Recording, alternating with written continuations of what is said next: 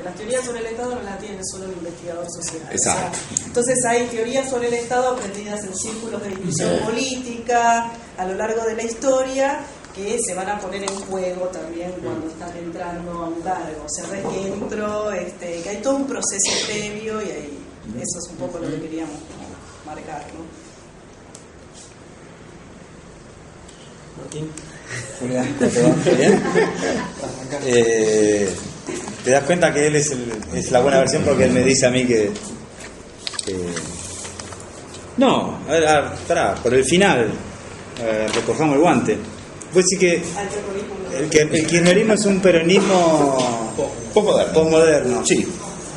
Digo, en un sentido específico. Claro, pero lo que no es terrorista decir que el kirchnerismo es un peronismo posmoderno. Lo que es terrorista es decir que Alfonsín liquidó la posibilidad de un peronismo original, digamos, no posmoderno, vía pluralismo.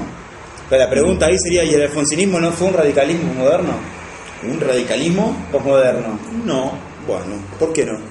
No, porque me parece que estaba dentro de la línea del gran relato institucional del radicalismo. No veo por qué hubiera sido posmoderno.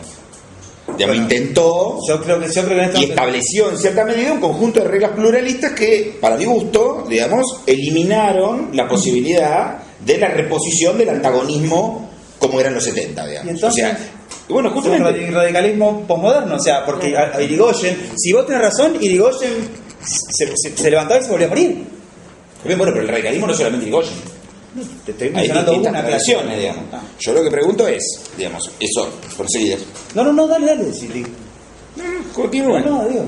Porque el pobre Irigoyen, digo, no liquidó solo las posibilidades del irigoyenismo, sino por ahí de reponer un tipo de radicalismo parecido al irigoyenista, porque si no volvemos a esto de que el antagonismo empezó con el 17 de octubre del 45, y por ahí el irigoyenismo tenía algo para decir en esos mismos términos. Pero como Lo vos que sí, mismo decías en tu exposición que es muy difícil en el contexto kirchnerista, y comparto, hablar de antagonismo en el sentido en esos términos estricto, digamos, sí. el término, ¿no? O sea, yo no sé si, o sea, lo que puede ser la constitución de la propia objetividad mediante el antagonismo, digamos, esa idea de antagonismo, ¿viste? Lo que decía María, por ahí estuvimos un poquito cerca con el conflicto del campo, pero no pareció ser tampoco. Como una cosa Se puso picante, pero no para tanto. Suponete pensar en eso. Claro, sí. Suponete pensar en ese San Cobo se lo resolvió y ya está. Suponete pensar en ese Porque caso. si no, ahí sí que se iba todo al carajo. Cobo les hizo un favor. Claro, pero el discurso más partidor, que escuchás esa palabra, ¿no? Partidor. Porque se dice dicotomizador. Repartidor. Se dice dicotomizador. En todo caso, y esto hay que arriesgarlo, no sé si hay laburo hecho sobre esto. Pero yo arriesgo así al estilo terrorista del terrorismo Pérez, que en todo caso el discurso más beligerante era el discurso del campo, por ponerle un nombre. Para mí yo siempre tuve mucha duda, por eso nunca dije nada. Creo que la primera vez que hablo públicamente de algo que tenga que ver con aquel despelote, porque siempre me generó muchas dudas. Digo, si había un discurso con pretensión hegemónica, era el discurso del campo. Perdón, esto lo digo, me hago cargo, con pretensión hegemónica a la Clover, punto por punto. En ese sentido, sí, lo que vos me haces, voy a terminar lo que yo digo, lo que está bueno de eso, me parece que está buenísimo para seguir pensándolo, apurate si no te lo robo, sería esta idea de, digamos, cuando hablaste, quizás Germán te está efectivamente entrando, digamos, como es como un Terminator que está entrando por todo el cuerpo. Cuando habla de las condiciones de posibilidad o las condiciones de producción de distintos fenómenos, de distintos discursos. Sí, de distintos discursos, suponete. Ahora, entonces, Alperín decía que el peronismo había sido el fascismo posible. Así que Perón, un fascista, de cuna fascista, había inoculado la dosis de fascismo que el país podía aceptar. Texto del 56 se llama el fascismo del peronismo, ¿no? Vos lo que estás diciendo, estarías diciendo que el kirchnerismo es la dosis de peronismo que supongamos hoy el país puede tolerar. Lo que está bueno es, no, yo estoy diciendo que él dijo eso. Sí, yo lo sé. Sí. Lo que está bueno es decir, porque pasan dos cosas ahí. Una es que tendríamos que reponer parte de la teoría política para pensar que el kirchnerismo es en buena medida un efecto del alfonsinismo. ¿no? Lo parasita, como dice el amigo. Sí, como dice el amigo del taxi. Del taxi. Es Gerardo Boy Carles el amigo del taxi, no va más vuelta con no, pero está bueno a veces un rato mantener la... Bueno. Pero también la gente piensa que todo que se hace. Se hacen los amigos, que son amigos todos. Eso está, esa idea está buena porque un poco lo que preguntábamos al principio y también estaba en esta idea de devenir sujeto que planteaba Martín, para mi gusto. Que es esta idea de hasta cuándo te vas para ver al proceso actual como consecuencia de aquel lugar al que te fuiste, ¿no? Entonces, vas a encontrar elementos de muchas tradiciones. Ahora, el tema es cómo los encontrás a esos elementos. ¿En cuál sentido? En el sentido de si yo digo la palabra pueblo, no puedo hacer ningún tipo no puedo saturar a tal punto un campo teórico como para decir que leo la palabra pueblo y entonces tengo un discurso plebeyo. No, lógico. ¿No? Porque durante el conflicto del campo, yo recuerdo porque estaba ahí en el medio del lío, en la plaza y escuchando algún discurso, y se usaba la palabra pueblo y se empezaba a ya usar pueblo como nombre de la comunidad toda, que hoy, por ejemplo, desaparece y somos los 41 millones. ¿No? Si vos haces una sustitución significante, ya ese pueblo es el nombre de un todo, no de una parte, plebs, que rompe y quiere hacer ese juego. Entonces, en ese sentido, sí, si esta idea de que podés tener momentos de altísima polarización, hoy yo no veo hoy que alguien escriba el otro rostro del peronismo dentro de 2 años o dentro de 10 años. Sí, en 2015... que no veo que la situación sea de la suficiente profundidad. Decir esto, yo no estoy quitando ningún mérito a nada de nada. Lo que estoy diciendo es que no creo que la caladura de este proceso político tenga ese nivel de hondura. Quizás, porque como dice el amigo sociólogo, no estén dadas las condiciones sociales de producción de un sentido antagónico o como uno le quiera decir. Ahora sí, te devuelvo el guante. Porque... Dale, gracias. Si no me estarías así. Yo no... Digo... ¿Qué hay de...?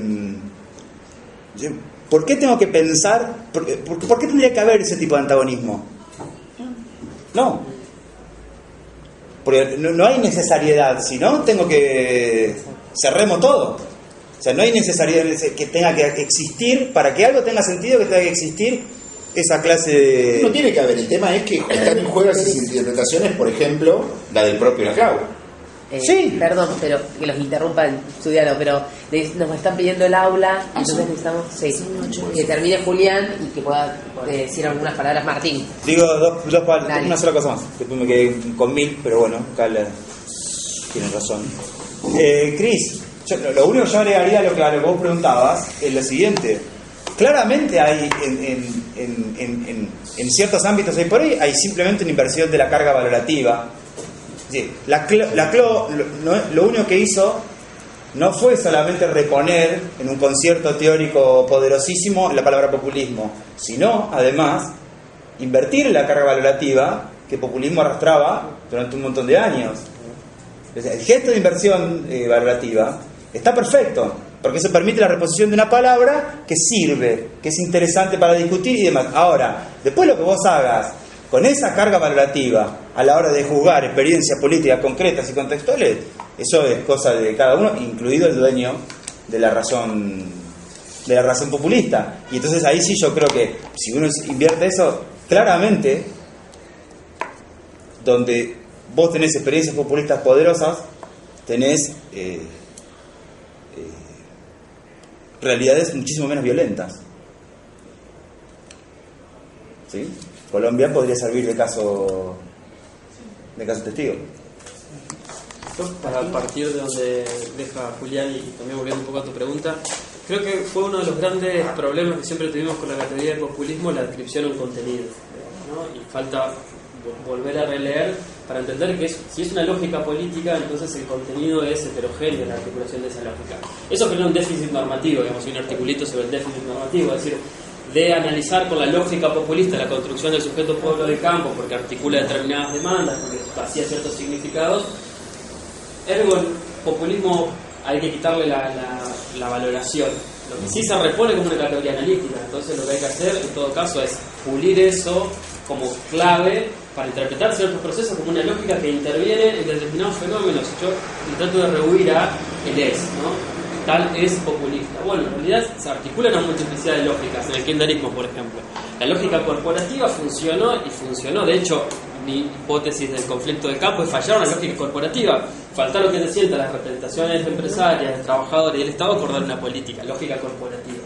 Falla eso y entonces no se puede gestionar. Dentro de esas lógicas de articulación populista, hay lógicas de la opinión pública, lógicas electorales, lógicas corporativas, como elementos analíticos para desentramar ese fenómeno. Entonces, reponiendo eso, en todo caso uno se queda con el déficit normativo, es decir, entonces el pueblo que construye el campo es, porque formalmente utiliza los mismos andamiajes, el mismo que construye la fracción que también constituye un pueblo ahí antagónico, al menos en lo discursivo, y entonces ahí es interesante cómo se repone discursivamente el antagonismo, una dimensión del amigo-enemigo fuerte, casi de no reconocimiento en lo discursivo, pero después en la práctica política, y eso voy a lo que planteaba Germán, en ciertas lógicas de resolver esos conflictos, apelamos al viejo liberalismo, o vamos a elecciones, disputamos, y el que gana, elecciones transparentes, poliárquicas al menos, se dirimen. Y eso creo que es parte de la transición democrática, de las transiciones en América Latina, y que ha asumido el giro a la izquierda en toda también la región. Es decir, bueno, ese nivel de antagonismo que ergo en lucha armada, porque distingo entre amigos y enemigos, muy radicalmente repongo esa noción de antagonismo. O techo de la universidad, o techo de la escuela, no eso, no solamente tiene perdés tu derecho, tu condición de ciudadanía, y estás sometido a las arbitrariedades. Ninguno de los populismos realmente existentes contemporáneos se posee